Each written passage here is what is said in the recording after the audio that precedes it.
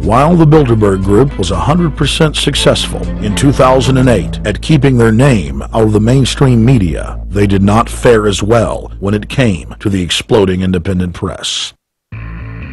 During the entire two-day event, anti-New World Order protesters and alternative media encircled the hotel. You are being exposed everywhere! From David Rockefeller, from John Edwards, from Bill Clinton! Your game of secrecy is over! You're gonna pay! Get him! It's up close! You piece of dog! You piece of trash! This is Bernanke, man! Bernanke, you're going down!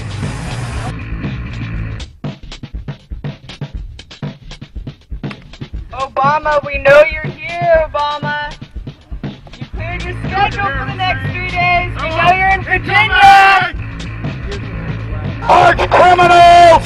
New World Order scum! We are not your slave scum! Brave Americans came from all over the United States and bullhorned the main conference hall at close range as the global power brokers schemed inside. You are criminals! You control the central bank, you control the currency, and you're turning our beautiful country and world into a nightmare!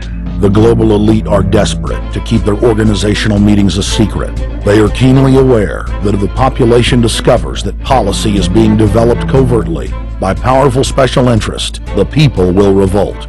It is our duty to expose these criminals. It's a criminal act under federal law for federal officials to have private meetings to discuss world policy with non-federal workers. So everybody from the State Department, Treasury Department, White House, Defense Department, and others who show up, as they always do, they're committing a criminal act simply by being here to attend a secret meeting with officials from other countries to discuss U.S. policy in the world. So literally it's a criminal act. And every newspaper, every broadcaster has a patriotic duty to expose these scum and the evil they project. The election primaries served as a great diversion, while the true future course of the nation was being set behind closed doors. You've got, obviously, the Bilderberger Group, founded by the former Nazi Prince Bernhard of Holland. You've got the Trilateral Commission, founded by David Rockefeller's Zbigniew Brzezinski. They're the ones who ran the Carter administration. Everybody in the Carter administration, from Carter and Mondale and Volcker and Brzezinski, were all members of the Trilateral Commission. Founding member of rap sensation Public Enemy, Professor Griff, gave us his view of the Obama phenomenon. Barack Obama's been given a pass by the Blue Bloods. He's been given the okay by certain secret societies for them to let him in. I truly believe imperialism and fascism needs a facelift. And that facelift is going to have to be black.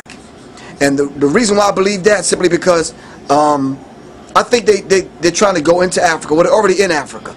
But they want to totally control all the natural minerals that they're going to need to carry themselves into the 21st, 22nd, and 23rd centuries. You follow me? So I think they have to go through a phase of galvanizing the masses of dark-skinned people that truly believe that change needs to come, but the change that they're talking about is not necessarily change for the better as far as the masses of the people. It's probably a better change for them. It's not going to change for us, the little man on the totem pole. And no one looks at the agenda. As long as he positions himself right, have the right tie on, have the right smile, repeats the slogans over and over and drives it home, the average American is just going to swallow it hook, line, and sinker. And we don't even know what the agenda is. Writing in his 1964 book, With No Apologies, Senator Barry Goldwater said, "The Trilateral Commission is intended to be the vehicle for multinational consolidation of the commercial and banking interest by seizing control of the political government of the United States. The Trilateral Commission represents a skillful, coordinated effort to seize control and consolidate the four centers of power: political, monetary, intellectual, and ecclesiastical. What the Trilateral Commission intends is to create a worldwide economic power superior to the political governments of the nation-states involved. As managers and creators of the system, they will rule the future."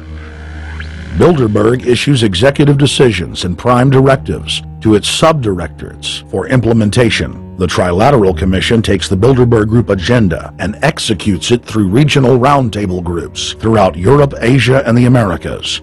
The Council on Foreign Relations serves as the managing roundtable group in the United States sector.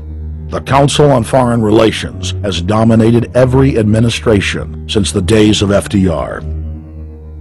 The way in which they make policy and rule is that they are a polycentric oligarchical system. You have to be a finance oligarch. Remember, this is not a society ruled by generals, not by priests, not by bureaucrats, not by demagogues, none of those, but by bankers. Bankers rule, and the bankers set up these institutions. They set up things modeled on the Royal Institute for International Affairs, Chatham House, and the Milner Round Table of the period right after the Boer War, so even before World War I. You had the British setting up these round tables, institutes with publications and conferences, and this is how they make policy. Upon Obama's inauguration, members of the Bilderberg Group, Trilateral Commission, and CFR flooded into every position of power in the executive branch, replacing Trilateral Commission and CFR members who previously filled the positions during the Bush administration. When you look at the U.S. ruling class, you'd have to say that they're a really pathetic bunch of failures and bunglers. They are a miserable excuse for a ruling class, and that's one of the big problems we have. Is you go from Clinton to Bush to Obama. What stays the same is the ruling elite that gives these puppets the orders that they act on. And these orders are wrong-headed, let's say, to say the least. They're basically bankrupt. They're going to lead to the collapse of this civilization. What they're doing is using the existence of the United States as a formerly powerful nation state to act out their Wall Street fantasies of world domination and maintaining their capital structures and maintaining their system of looting. And this can't be done. So the basic question is, they've hijacked our country and you got to take it back from them. You've got to drive Wall Street out of the government, and at that point you'd have a reasonable chance of getting back to prosperity and some kind of peace and order in international affairs. We had a chance to speak with economist and author George Humphrey. They have created a power elite. And we're not talking about the millionaire down the street. You can't even be a member of their club unless you're a multi-billionaire. And friends, this is not about rich versus poor. This is about a very, very small handful of the worst criminal element on this planet, manipulating and destroying the good people of this nation and of this world. About this Obama with change. Look at the people he's put in to mastermind the economic recovery. Larry Summers. I love it. Every time they talk about Larry Summers, he's always brilliant. He's another brilliant one. He's the one that helped dismantle the Glass-Steagall Act, the banking act that was put in place in the 1930s, so the banks couldn't become the banksters that they become. In the 1990s, you had the beginning of the derivatives bubble, thanks to people like Alan Greenspan, Rubin, Summers, a lot of the people who are now back in the Obama administration. And the derivatives, I think, are the centerpiece of this entire problem today. These are the same people, Geithner from the Treasury Department. Could you imagine that? Now we have the U.S. Treasury Secretary, who also is a Robert Rubin protege of the Larry Summers group, that dismantled Glass-Steagall and broke apart the regulations that would have prohibited the banks and brokerages from becoming these criminals. He was the former president of the New York Federal Reserve, and now he's our Treasury Secretary. And as we all know, the Federal Reserve is as federal as Federal Express. It's a private bank. And now we've put this guy in charge of it? I mean, Wall Street has hijacked Washington in broad daylight. Every single one of his appointments support the status quo. Every one of his appointments are there to screw the American people. Every single one of his appointments are people who are working to bring down the Republic and the Constitution of this country. Secretary of the Treasury Timothy Geithner